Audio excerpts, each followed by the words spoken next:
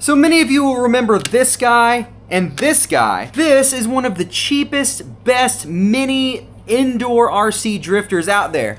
And this is one of the best, period. It's just more expensive. So I got another set of cheap ones to compare and another version of the expensive one, which you can also get with FPV goggles if you so desire. I might try them out in this video. I haven't decided yet. Now these guys are actually from HBX, one of my original favorite RC car companies. We got another air freshener. And this one is the special Woo Woo edition. They have a few different colors available. A lot of people don't realize how fun the cheaper side of this hobby can be. If you haven't seen yet, I'm hoping I can showcase that in this video. Cherries and berries. And I've got two different color HBXs here. The HBX comes with these mini frisbees that you can use as drift obstacles. Come with stickers if you're into that kind of thing. And now we're jumping in time about 2 months because I got another one that I want to show you. It's this little Porsche guy. Now they've already just come out with a Nissan GTR version of this. You can get this in a bunch of different colors. They have it in yellow, which is what I wish I had gone for because it looks so bright and vibrant. At least I have this guy in green. These little things are so much fun for the amount of money that you're spending. So we'll do a quick exterior view of these things, check out the lights and the visual build quality, and then I'll take the covers off, the bodies off, and we'll see how they differ inside on the internals. So something of quick interest is the fact that this new car that is cheap actually has a similar like visual build quality and feel to these.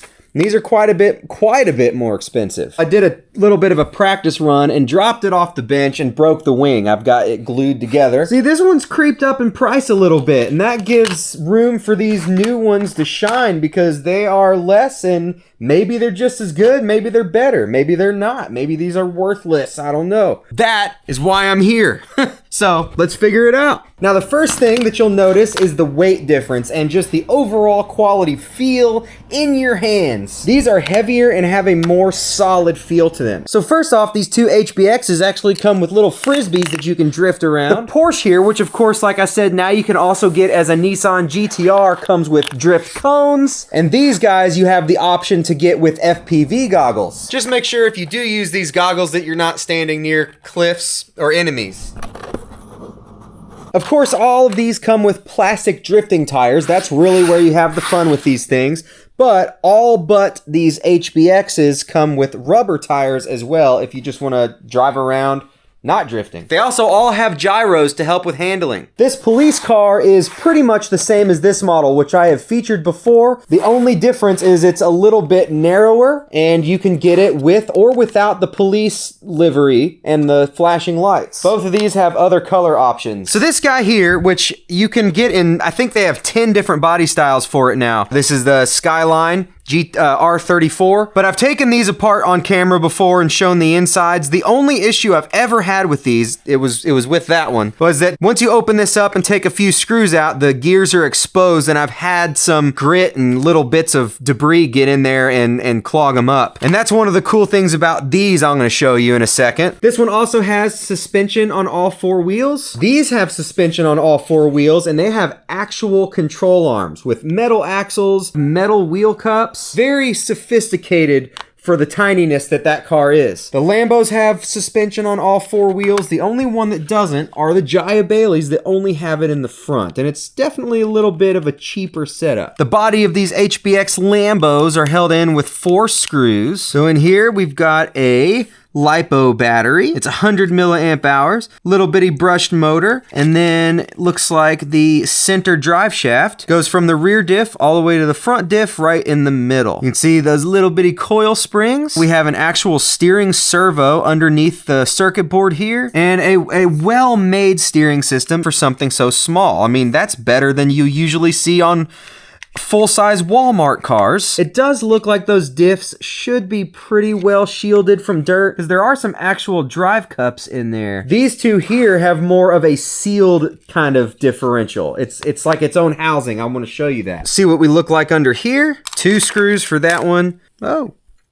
Oh, okay. So these have brass weights in them. Again, I'll show you that in a minute. This one has, I guess, steel weights that just kind of sit right there over the front bumper. So a larger battery. It's also held down by a screw clamp. That one's a 300 milliamp hour. The way this one is built, you can't really see a lot of stuff. You can't see the axles. You can't even see the suspension springs very well, but they are coil springs, similar to like what that had. Center drive shaft is similar, going up the center of the car, just like that one. The steering linkage is a little bit more like what you would see on a Walmart car, where it's just a nub sitting inside of a rack that's not geared at all. That does give it a little bit more of a toy grade appearance, but it's not really something I'm too worried about on a car like this. And then these dudes are just completely held on by magnets. We've got this big old brass weight, much more sophisticated linkage there. There's our differential assembly. Now these aren't true differentials, they're all locked, but it'll be a lot harder for dirt and debris to infiltrate. And we don't have coil springs on this, we just have little torsion springs sitting up here. They most certainly do the job, same in the rear. The battery looks roughly the same size as this one, probably 300 milliamp hours, but it's not as easy to slide out, and also has a metal center drive shaft going up the middle. Another difference is this is a more center mounted motor, so it looks like it probably has a spur gear and everything that drives the drive shaft in the middle instead of driving the rear and then a drive shaft going up to the front. Now that's a seemingly minor thing, but I think once we see these drive, you'll understand that those minor differences all equal up to something that is just superior. Again though, you're going to be paying for that because these cost more. So let's look at lights and then we'll get to the good stuff. Start with the classic. You hear that gyro? It's got some tail lights. They're not very bright. It also has headlights, also not very bright, but they are there. It does have active brake lights too. This gyro is adjustable right there on the controller. The HBXs have headlights. They're not super bright, but they are better than those. Tail lights are definitely better. And yes, it has brake lights also. They get just a little bit brighter. This also uses an adjustable gyro, but it's in 3 increments. Mr. McPorsche? Oh, and this one's got the underglow. I forgot about that. Or maybe I never had it on when I was doing my test drives. I say test drives. I actually was recording, but the footage was not good, so I'm not using it. But there's the gyro. This one is also adjustable. Much flashier, shinier headlights. Tail lights and brake lights, just like the others. Oh, and there is a light button. Ah! Almost broke it again. Poor wing. The Mustang has, of course, the flashy lights, which you can change. Keep forgetting, won't bind unless you turn the remote on first. I assume that's by design. You can change the way that it flashes. You can also change the brightness of the headlights, the color of the underglow, many different lighting options, brake lights, and it even has reverse lights. Now, I'm pretty sure the gyro is not adjustable on these, but I find that this one is set very well and no issues at all. I can't wait for you to see this thing in action. It is basically, I want to see if one of these that are nearly or even less than a third of the price of these guys are going to be close to or just as good or worth it in the long run. Since we've seen it so many times before, I'll just do a few shots of this, and I'm going to test them out on this bench, on this floor, and then I'm also going to test them on the hardwood floor in my house. That way we can get an idea of how these things do on several different surfaces. Check out that awesome wallpaper. Up here on the table, we're going to do drift circles around Lance the Dragon. We'll do the classic Jaya Bailey real quick. Whoa. Oh, ouch. Gosh, I hate doing that. Whoa.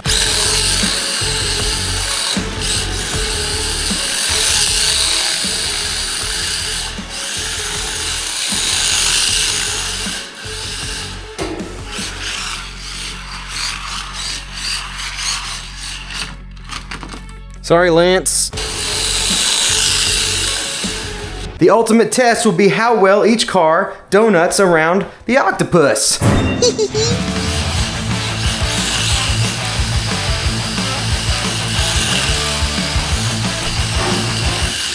Ow! Chair just fell on me.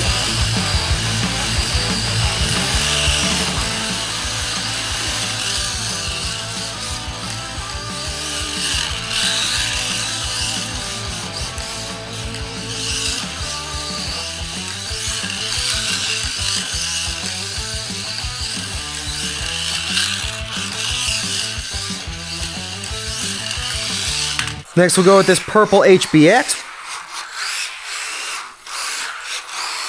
And turn up to high speed. Oh yeah. It just depends. Oh no! Woo! Ooh, this will be a lot of fun on the concrete. It just depends on what you're driving on. When you have a really small area like this, gyro off, which is where we are now, is probably best. Yeah, kicks out way easier now. Just a little harder to control.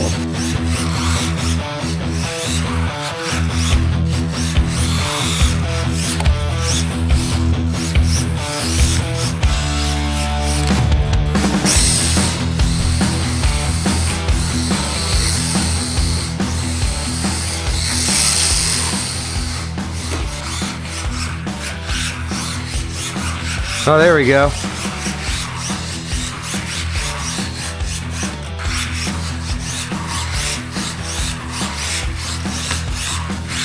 Whoa! Come on, you can do it! Yes!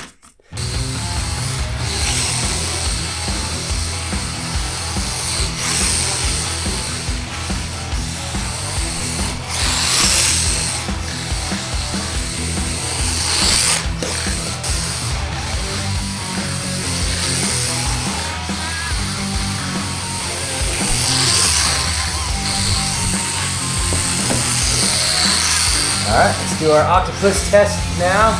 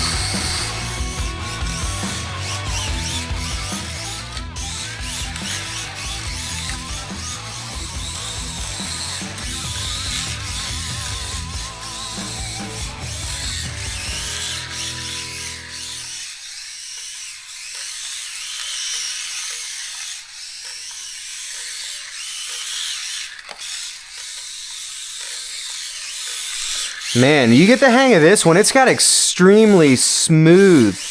I actually have it on gyro level 3 right now. And it drifts very nicely on this floor. Let's see, let's get one. There you go. That was kind of screwed it up there at the end. Lance.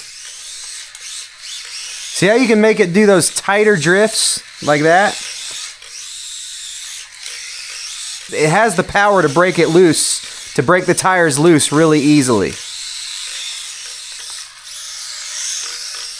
And now the new kid. Oh, so the first thing I notice is that it's got slipperier wheels.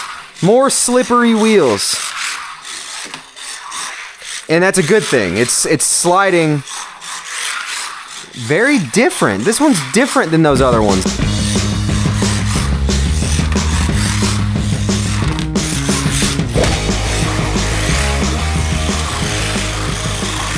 Whoa. No! Oh, I bet that wing just popped again.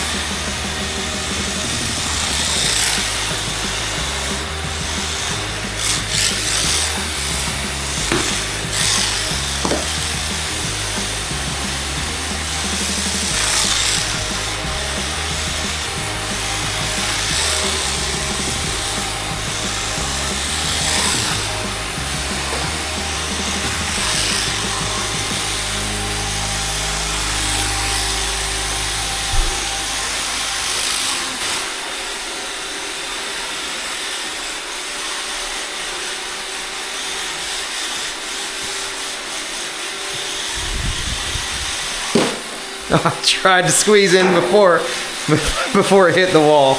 All right, stop it. Octopus test.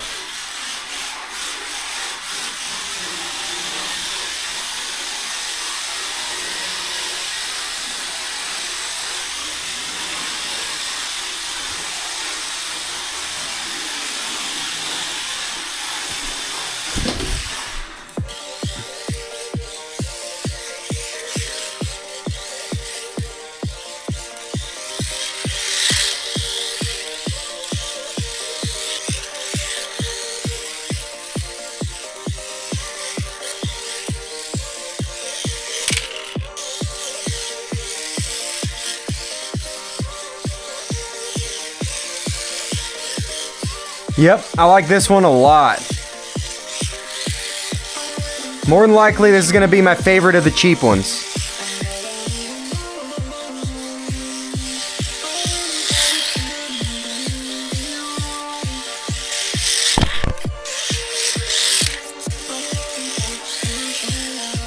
I've never been good at figure eights. Helps to not have the batteries end backwards.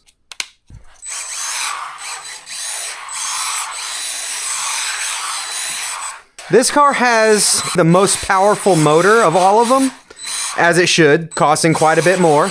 Ooh. Oh, I want the headlights on.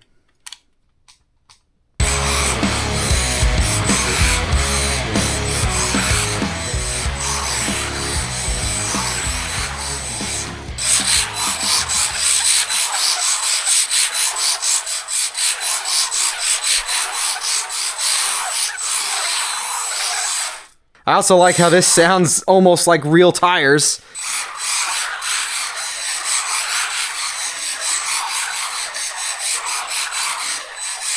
So I've said stuff like this before. No matter what kind of cars, RC cars you're into, I'm into pretty much everything. Small ones, big ones, crawlers, bashers, rallies, everything. These are for everyone because you can use them almost anywhere. You'll get looks of jealousy, but you could bring these to like a doctor's waiting room.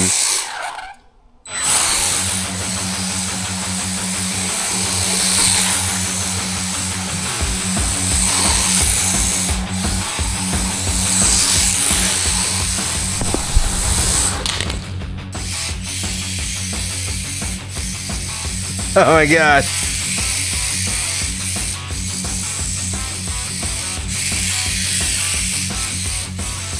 You can just hear those tires. Oh man.